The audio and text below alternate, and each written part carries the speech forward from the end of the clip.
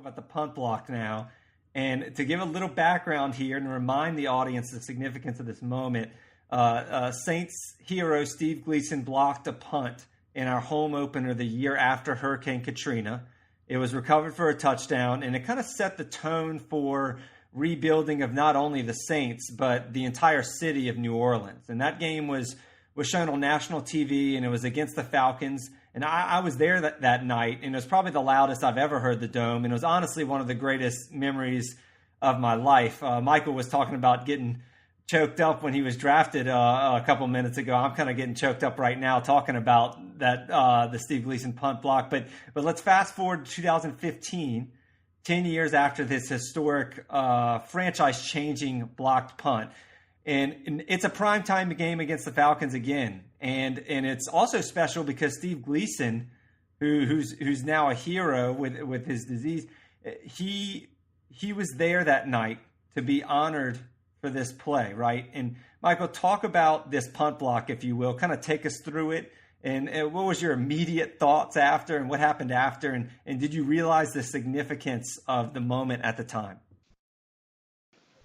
Ooh, yeah, that's well. I was at that game too in 2006 as well in the Superdome, which was still to this day the most electric football environment I've ever been in, and I was a spectator. But and I watched Steve growing up and idolized him. But I visualized that play so many times, and for 3 years I was playing special teams, and you're always looking all week and all season to figure out how you can block a punt. You make a game-changing play on special teams, and so every night I'm laying in bed, that's what I'm thinking about.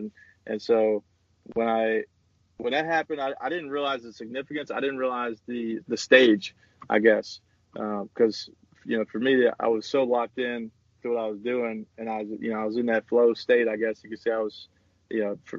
People say like those things happen in slow motion. Like that's exactly what happened to me. But probably because I just visualized it so much, and it was just a natural thing. But I didn't even know Steve was there because, of course, we're not there for the pregame and all that. But I still don't really fully appreciate it. I try to as much as I can, but over time it kind of, that's literally. That was the pinnacle moment of my career as far as the high point. But those things. Yeah, I didn't sleep that night. I mean, that's the one right. Time I was so jacked up. I'm sitting there when I got to my phone after that game, and I realized, wait a minute, this is Thursday night. This is the only game on TV right now, and so that stage, it's not like if I would have done that on Sunday, a little bit different. There's a lot going on. Everybody's playing. All my people, all of my friends that are around the league. This was Thursday night, so the stage was a part of it. So it was the biggest play on the biggest stage. Yeah, I mean, you probably had about 500 text messages. I did. I don't know how many it was. It was over 100 though.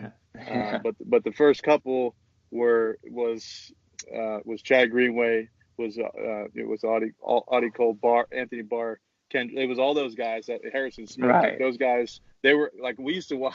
I remember I would be at Harrison's place, with the Andrews and Dejo, those guys. We'd watch Thursday Night Football at their place, so I knew exactly what they were doing, and that's kind of when I realized, like, man, my boys are up there watching this game, and I can imagine their reaction when that happened, and then of course over time you hear, everyone else's reaction, where they were when they saw it or heard about it, and man, it's just such a unbelievable experience, and really the guy didn't block me, so right.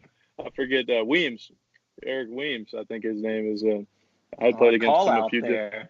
No, I mean, it's not like he was a longtime veteran. He knows what he's doing. It's not like it was his, but it just happened to be. Look, and I haven't gotten a punt blocked on my account, but as far as from a protection standpoint, but look, those things happen. It's football, and he had a great, unbelievable career. Yeah, I'm not calling him out. He didn't block me. Yeah. It's not like I did anything special. It's just that he didn't block me. So. But again, you're in the right position at the right time, doing the right thing, and then good things ultimately happen. That's kind of the way I look at it. So, but really special. Michael, if you recall, we had a fishing trip with our fathers scheduled that weekend. Like that was a Thursday night game, and it was that weekend after you blocked the punt.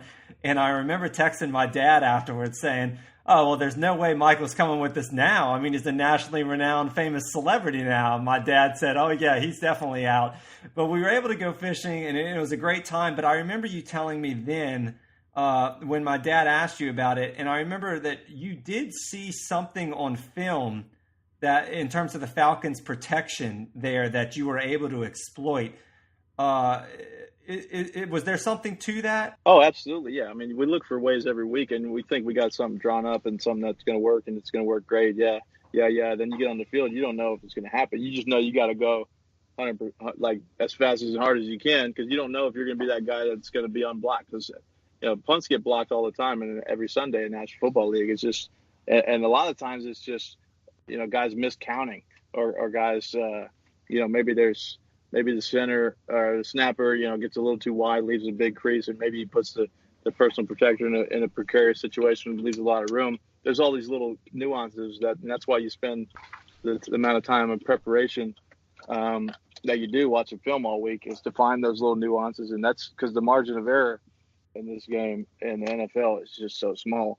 So, right. And a play like that can change the whole course of the game. I mean, Sean Payton gave this statistic. I remember after that game, it was like if a team blocks a punt for a touchdown in the course of a game, your chances of winning are like an 80 percentile range. It's crazy, right? The percentages. Because not only is it a turnover, but it's also just usually they're returned for a touchdown. And it's a massive field position change, and it's also huge for just a morale standpoint. I mean, block punts are just so awesome to see. If you're sitting there on the sidelines, I mean, I can imagine how awesome that is, and that was arguably a top 5 play in franchise history. I know you said you might not have grasped it yet, but it really is. And the Saints have had such a storied franchise here. My last question about it is did you ever end up talking to Steve Gleason about it?